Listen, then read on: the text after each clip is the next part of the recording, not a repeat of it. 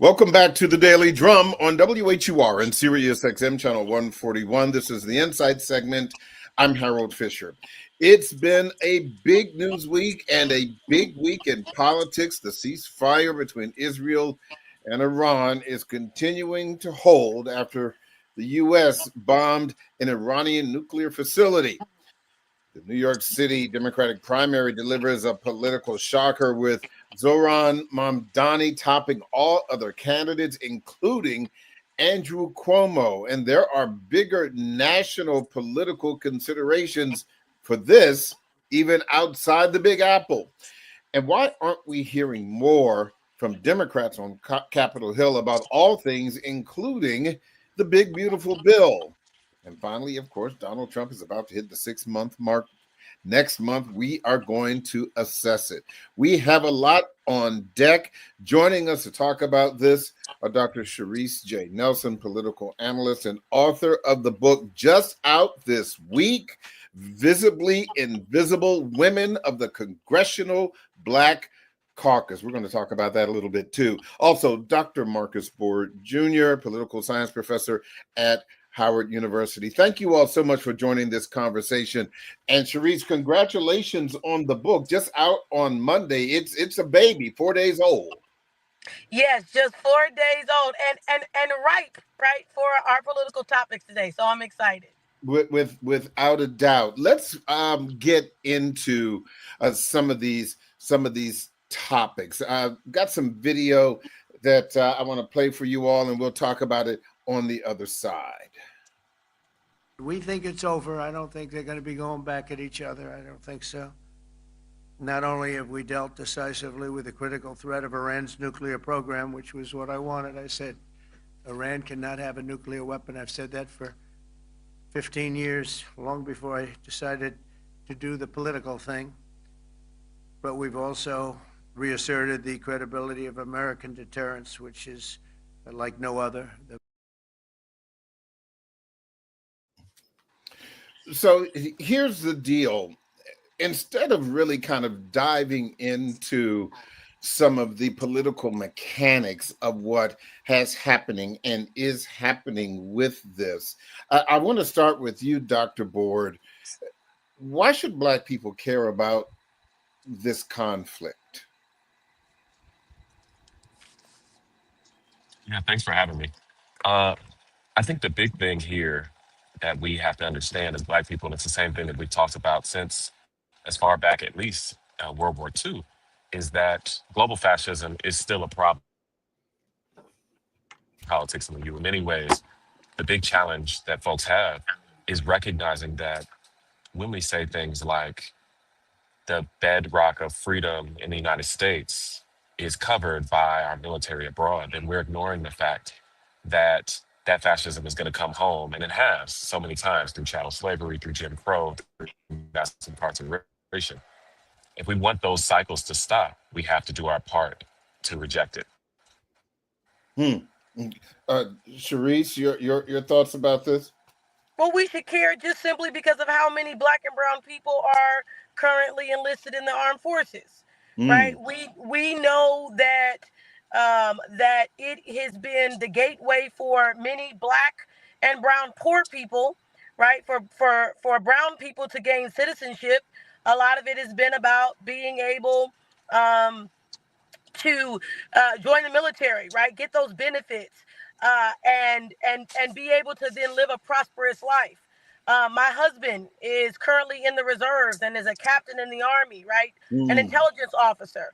And it's of a rich tradition in Black Southern history, right? There has been a core in every conflict since the Civil War, right? He can date his family back all the way to that time. And so why should Black people care? Because it is going to be us on the front lines of what this war looks like. It does not necessarily look like boots on the ground anymore, but it's still our intelligence, it's still our ingenuity, it is still our Black and brown skin that Middle Eastern countries trust more than white skin to have these conversations.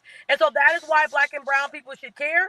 And if the fighting gets too deep, it may result in a draft. And we know who the first people are that are going to be drafted. So this is why we should be paying attention to what this means to us, not just on the world stage, but right here at home. And I think you make such an excellent point, because there are at least two aircraft carrier groups um, in the Middle East right now that have been sent to address this conflict before the bombing this past weekend, perhaps even three aircraft carrier groups. And to your point, there are many sailors and Marines of color on those ships. And so I think you make a really big point. But I'm going to drill down just a little bit, and not just as it relates to this particular conflict, but I will say, for example, late last month, I had a conversation with a white woman who was protesting the war in Gaza. And she was, talking about the oppression of Palestinians there, for example, and she wasn't really talking about the issue of Hamas, but she was specifically talking about as it relates to just the people who have been injured, the people who have been killed in Gaza. And when she asked me about Black people, particularly in the context of our listenership, I said, yes, everybody thinks that this is horrible. It is absolutely terrible. But the other thing is that I don't believe that you have a lot of Black people, those who are paying attention, who are informed, you're educated, middle class, Black folks, when they're sitting around the kitchen table in the DC metro, or even across this nation, but let's just talk about the DMV. That conflict is not what they're talking about. I said the thing that they are concerned about are whether or not, if they're federal government workers, are they going to be able to get another job? Are they going to keep their job? They're more concerned about what's happening to brown people in the DMV than perhaps brown people overseas. Marcus, was I incorrect there? No, you're not incorrect. But I do think that, it's important historically to think about the infusion of Black troops coming home from World War II was one of the driving factors for the civil rights movement that had been kind of pushing along for a decade at that point, a few, in fact, depending on how far back you want to go. And so even now, when you think about how folks are caring about domestic issues, there's still this ongoing question of, why am I going to fight against some country overseas when we have these problems here? It's the same. There's still this connection between the domestic and the foreign policy. And it's something that we have to continually think about as Black people if we want to kind of inject our particular political commitments to democracy in this crisis of fascism that we're facing. So no, you're not wrong. I don't think they're wrong. I just think we do have to remember that there's this connection, this relationship, and this cycle of these problems. Yeah, because Sharice, one of the things that was brought up in that conversation was, if you're talking about oppression, for example, overseas, that Black people may not necessarily be attuned to, then the question about apartheid comes up. If you want to use Marcus's, historical reference, and so I think this is a very complicated thing for Black people, this Israel-Iran conflict, because there are so many other things that are going on here that may be more pressing for Black people. Well, let me say this, right? As a first lady of a Baptist church, right, with a husband, come on now, who's rooted, right, that we know that I would still say a majority of Black people across the nation, right, if they're not Christian, they're Christian adjacent, and they understand that this is just Abraham's children fighting, and Abraham's children have been fighting, right, from a biblical standpoint, Ishmael and Isaac right? Ishmael and Isaac have been fighting forever, right? And so it is to Marcus's point. It is not that we're not paying attention to it. It's actually the exact opposite. It is the idea that it's a long and an ongoing fight that we have watched through generations of Black people, and we understand if we don't keep our eye out for it, the residual effects of it always end up coming home, right? And they always end up coming home because when we're thinking about displaced people, when we're thinking about marginalized people, when we're thinking about oppressed people, we have to and always mirror ourselves in that, especially being members of one of the largest and most powerful nations in the world that's currently in decline, right? So it is always constantly on our minds, but it is in our minds in the framework I think of in many ways Abraham's children fighting, right? It's kind of like that cousin, right? It's kind of like that cousin that comes to the cookout that fights with your uncle every year or every cookout. It's the same argument, and if you don't stop it inside of the family, that cousin's child and that uncle's daughter will be fighting in the next generation, right? And this.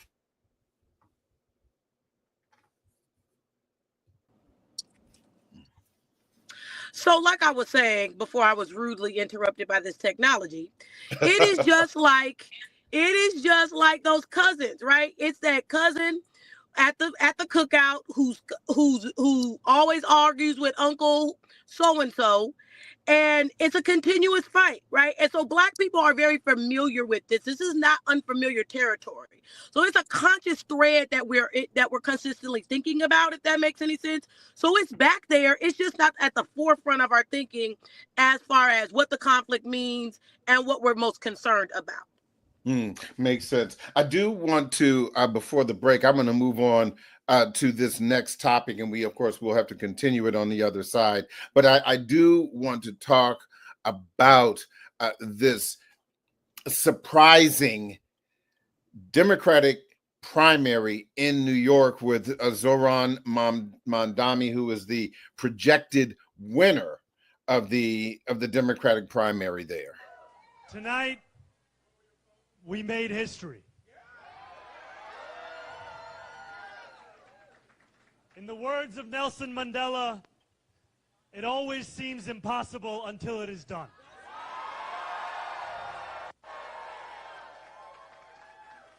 My friends, we have done it.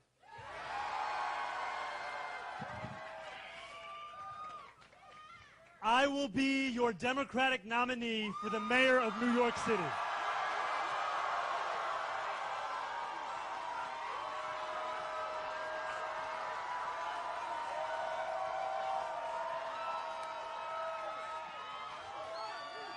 And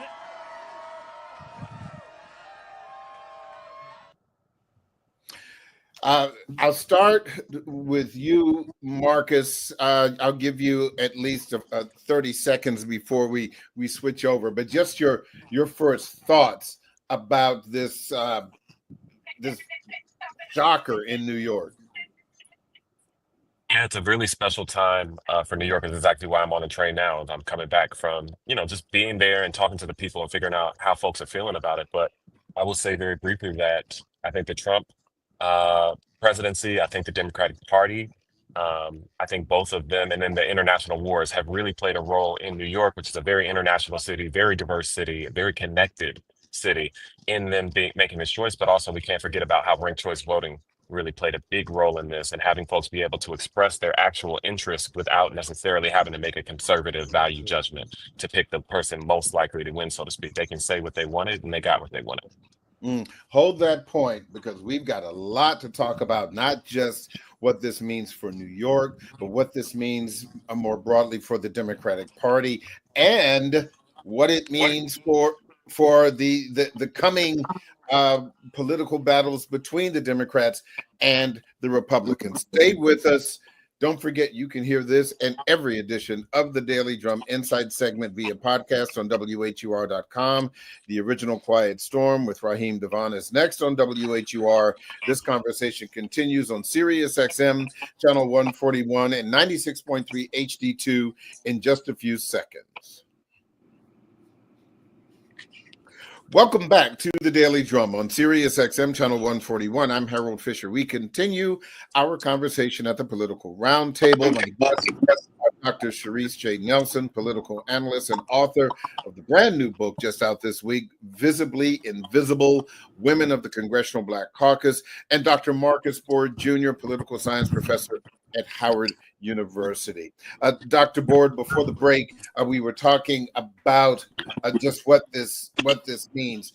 Mamdani is just 33 years old. He just got married last fall. He's a New York State assemblyman, does not have a long political record, but you want to talk about upsetting the apple cart. Still projected. We won't know the final outcome until next week, particularly, as you said, as it relates to ranked choice voting. But Andrew Cuomo, he conceded the race earlier this week. He had a lot of baggage, even though he had the political pedigree. From the perspective of what this says about a big city politics, because this could be New York, it could be DC, it could be Philadelphia, it could be Los Angeles, it could be Baltimore. What do you think? Well, like I said, I think the biggest thing is ranked choice voting. In spaces where there is ranked choice voting, people are able to articulate their desires in a much more specific way. Whether or not those other cities are willing to do that, even in their primaries, is really going to have a big effect on whether or not they are going to elect candidates like Zohran Mamdani. I think he's charismatic. He's young. He did a really good job for a city in crisis, particularly with their housing. The FAIR Act, which took away broker fees for folks who are trying to get new apartments, that really changed the games for people. That's why they're enthusiastic about him. He did a lot of on-the-ground work, which we've seen with AOC in New York is very effective. If you show up, knock on doors, talk to people, you are able to win candidacies. I think he's also aligned with the Working Family Party, and he was able to align with some of his fellow candidates in a way that made this victory possible. It's not possible in every space because the political conditions just aren't there. Is the city in crisis? Are people being pushed out? Are rates going up? Are we seeing is the national circumstances like we see with Trump affecting people? These things have to all come together in such a way to get a win like this, but you can still build on a win like this because New York is the biggest city in the country, and it does affect the way that everybody experiences politics. Sharice? Yeah, so the very first thing I have to do is lift up a Black female scholar in Lonnie Guinier, right? And Dr. Boyd is very familiar with the tyranny of the book Tyranny of the Majority, right? And when we talk about the tyranny of the majority, one of the biggest issues inside of the Democratic Party is that unlike the Republican Party, it is not a fall in line party, it's a fall in love party. And when you are ascribing to the idea of falling in love, as Marcus has eloquently stated, you can fall in love and fall out of love. Right. And when you fall out of love, if you have ranked choice voting, if you have the ability to articulate, if the voters or the electorate have the ability to articulate exactly how they're feeling through a candidate in such a way that they do not then forfeit the right to win the race overall, then this is what we see and this is what we'll get. Let's remember that we've seen ranked choice voting being used in San Francisco. And so I do think, Harold, that we are going to see more of this across the country in bigger cities. The question then remains, though, what is the larger apparatus and the two-party system going to do about it if we continue to get sleepers or shockers that continue to rise to the top of the ticket? Yeah, well, it just shows that anybody can rise to the top of the ticket. It doesn't matter your party. Everybody said that Donald Trump would never be president until he was. And so it just goes to show that it can happen. You can rise from obscurity. You can rise from the ashes. You had a bill Clinton comeback kid. We know that all of these things can happen. Before we go forward, because I know at least for our listeners, the idea of ranked choice voting is still kind of new. Sharice, can you give me the cliff notes of that for them? I'm gonna toss that to Dr. Boyd because he's Okay. just coming from and the reason is that he could probably articulate it. I'm going to give you a very academic answer.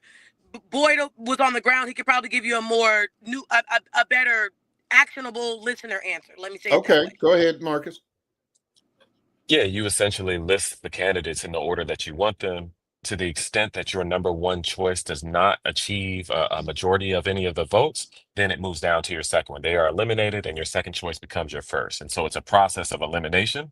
So it's like it's like which team is going to get the worst kid when you're picking teams in sports, right? There's that guy who's going to be last, right? Once you get rid of, if that was your first pick, you don't get to pick teams, right?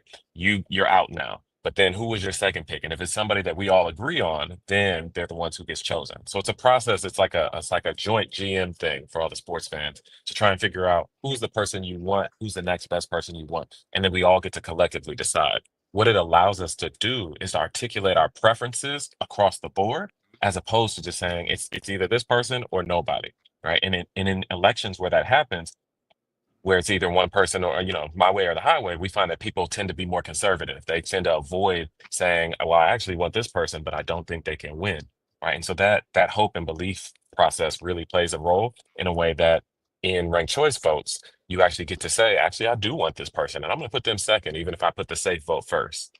Cuomo, in a lot of ways, wasn't safe, particularly when it comes to people thinking whether or not he, a wealthy person, a nepo baby himself, was going to be willing to stand up to Trump. So in some ways, he wasn't a safe vote, but even beyond that, the capacity of ranked choice voting to get your word out there, as particularly if you get a swath of districts, which Mamdani did, then it allows you space to have a victory. What do you think this says, Marcus, more broadly about what is happening with Democrats right now? We'll talk about what's happening on Capitol Hill a little bit later, but just more broadly,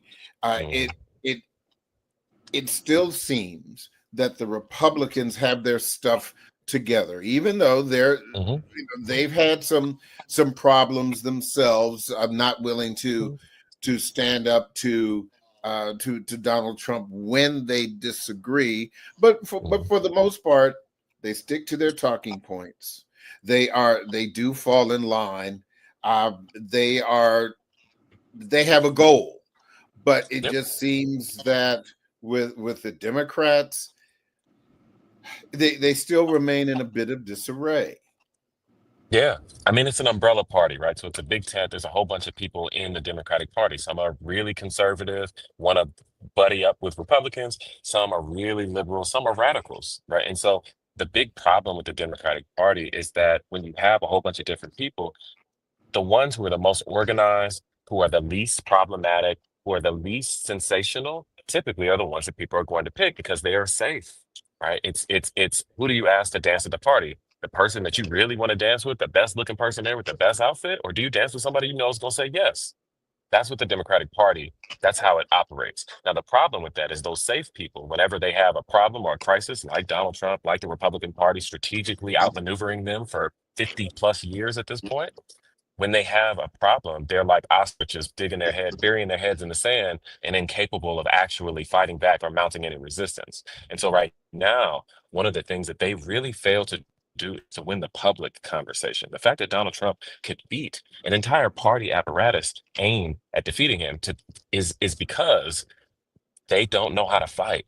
They don't know how to fight. They don't know how to stand up for themselves. They don't know how to stop bullies. They're enabling, right? If we want to put it in couples therapy terms, they're enabling the abuser. They're creating a space for him to be able to say and do whatever he wants, and they're reinforcing that cycle through what I talk about in my book, Invisible Weapons, by reinforcing his agenda-setting power by staying silent and letting him disempower people.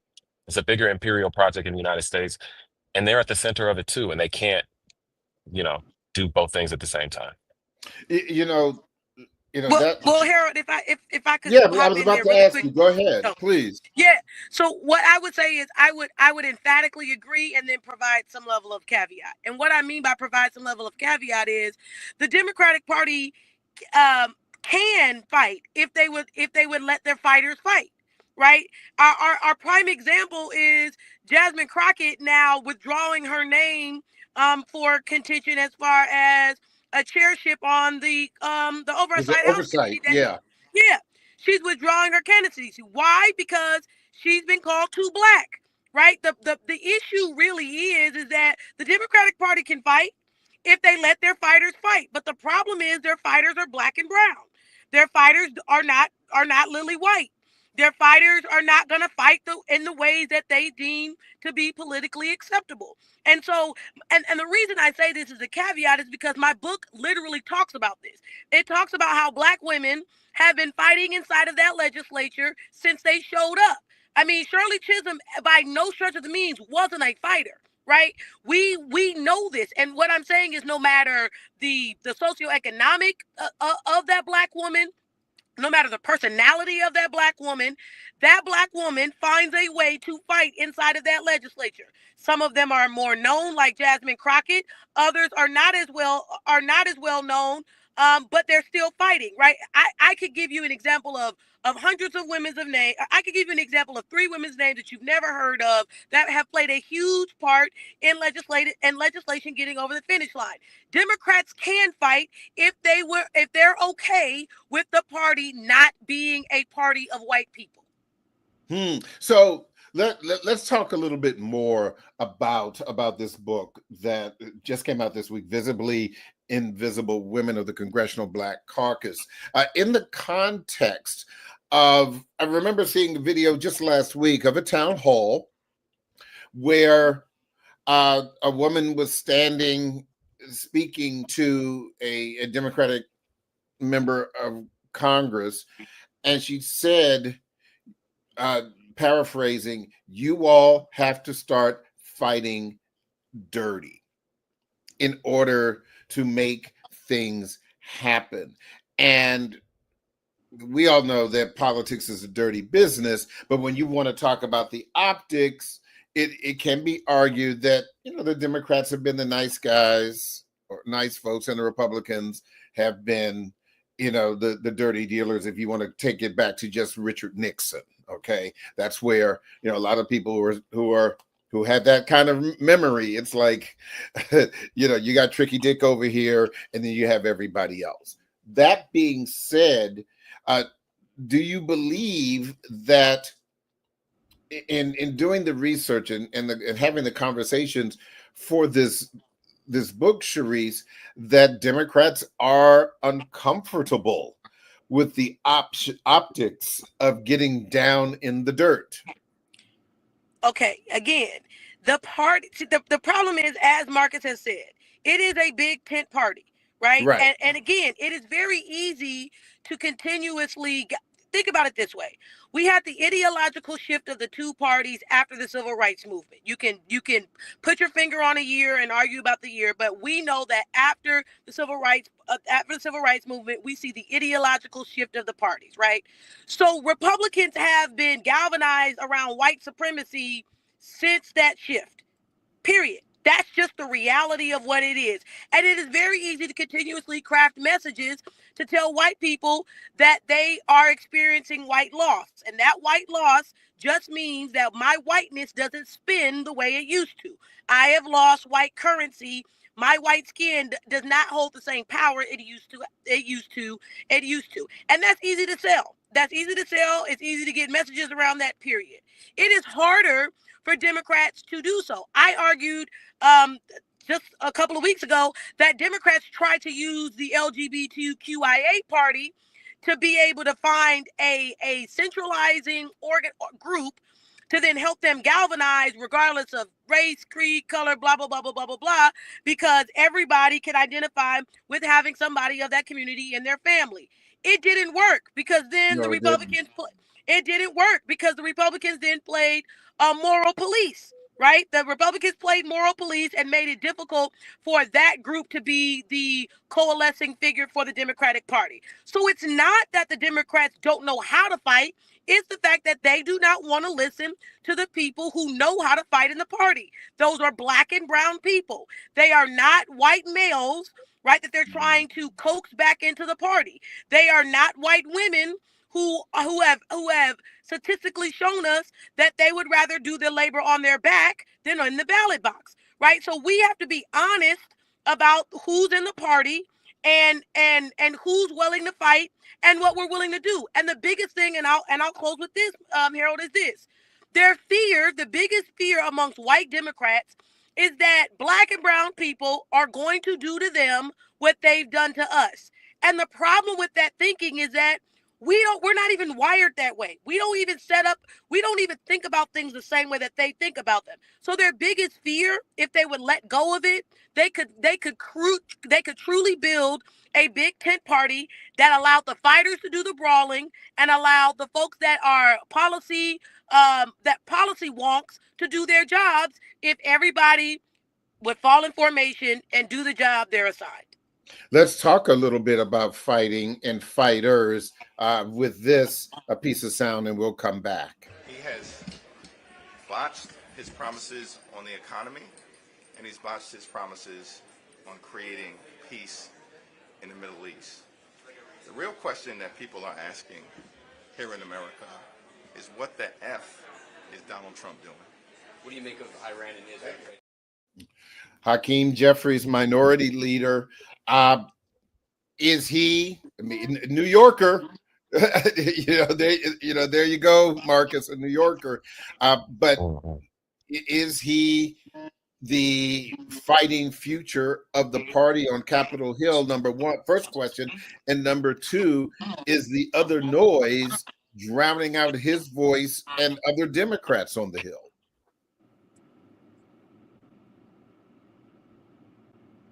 I missed the second question. Sorry about that. The second question was, First, is the future the of fighter on noise, Capitol Hill? yeah, and is the other noise drowning out his voice and the other Democrats on Capitol Hill? The Trump noise, the Trump administration policies, is that drowning out the voices of Jeffries and the other Democrats on the Hill? No, he's actually a perfect example of what I mean when I say they don't know how to fight.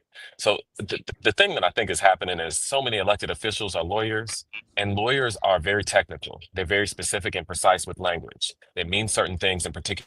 The United States politics is not a courtroom. It is not a place where legitimacy space where when you need to say something to somebody, you have to be able to say it. Voters are not lawyers. People who need to be inspired and encouraged to turn out are not lawyers. People who need to be able to say, my voice matters, are not lawyers. Lawyers have all kinds of support, including the capacity themselves to be able to file something in court, as opposed to me, whenever I got a problem, I got to look around 20, 30, 40 people to figure out who actually wants to take my case, because I can't do it my damn self. So no, I think this is the problem with the Democratic Party, is that when I say fight, I don't mean get up there and be like, see, he didn't do what he said. I mean getting up there and telling me this is a villain and to villainize that person. That, we might call that dirty. We might call that immoral. We might call that a lot of things, but we need to both stand up for the people we're standing up for and to tell me this is the bad guy and this is who we need to beat. That's the game. And they're not winning, and they haven't won for decades. Even when they do win, they win by pretending they're like them. Winning has to be something different than that. Is that the same thing, Sharice, as I may not remember what the Democrats said, but I remember how they made me feel? So I think yes, right? I think yes, because we have to remember, and this is unfortunate I think that I'm going to be very, very careful here. I think that the election of Barack Obama cut two ways. And what I mean by cutting two ways is that it in many ways solidified the idea of being elitist and having to have all of this education. Now, we know it cut both ways, because had he not had it, he wouldn't have been the first black man to be president of these United States, right? So that's what I mean by it cuts both ways. But it turned it in many ways, or it allowed then for the narrative of this elitism that exists in the party, and that everything has to then be seen through an elitist lens. And the problem with that is that still in the country, only 33% of the United States population has a bachelor's degree. And so if only 33% of the country has a bachelor's degree, me and Marcus and you for that matter, Harold, are of the minority. We are not of the majority. And so when we go out to talk to the American voters, we need to make it accessible. That is why I said to you when you asked me about ranked choice, I am going to explain it in a very technical way. I am not the person to explain it. Marcus is the better person to explain it because how I'm going to explain it is going to confuse the viewer far more.